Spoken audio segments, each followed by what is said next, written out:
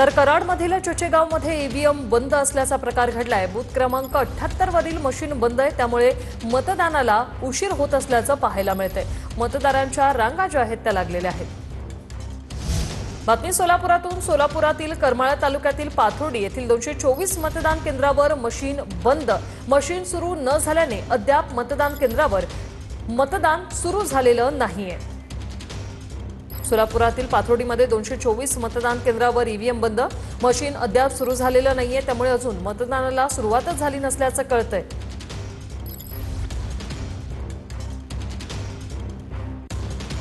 आम्ही जवळजवळ 41 जागा लढतोय।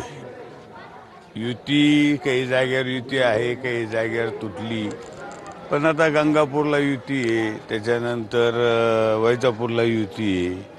तसं काही म्हणता येणार नाही किंवा युती तुटली म्हणून। काही जागेवर युती आहे, काही जागेवर थोडंफार स्थानिक लेवलला झालेलं आहे, त्याच्यामुळं फार काही परिणाम होणार नाही। पण सत्ता ही येणार आहे आणि भगवा हा जिल्हा परिषद फडकणार आहे, पंचायत समितीवर सुद्धा भगवा फडकणार आहे, याच्यात कुठेही शंका नाही काय।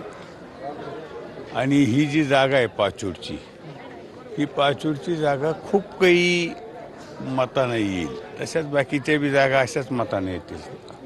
तुमच्यावरती घराणेशाहीचा आरोप देखील विरोधकांनी केला होता की त्यांच्या पुतण्याला उमेदवारी दिली। हे चालूच राहतं घराणेशाही। याच्या आधी या जागेवर विलास बापू होते, त्याच्यामुळं असं काही नाही। 3 वेळेस विलास बापू होते आणि आता शिवराज आहे, त्याच्यामुळं घराणेशाहीच्या नाही कर्तृत्वच नाही, असं काही लादलेले उमेदवार नाही। तुम्हाला घराणेशाहीचा जर उमेदवार असता तर मग थोडाफार फरक होतो। घराणेशाही तुम्हाला मतदानातून दिसन घराणेशाही आहे का लोकातून उमेदवार आहे, तुम्हाला मतदाना दिवशी दिसन। तुम्ही मतदाराला विचारा घराणेशाही आहे का काय। चाल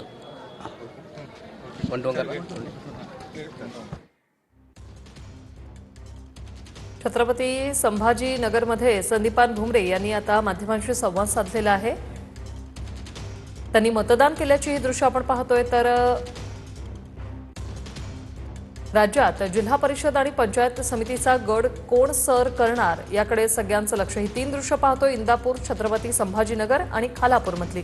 इंदापुरात सारिका भरणे यांनी आपला मतदानाचा हक्क बजावलाय, तर छत्रपती संभाजीनगरमध्ये अगदी काही वेळापूर्वी संदीपान भुमरे यांनी मतदान केलंय। खालापूरमधली 3री दृश्य, महेंद्र थोरवे यांनी आपला मतदानाचा हक्क बजावलेला आहे।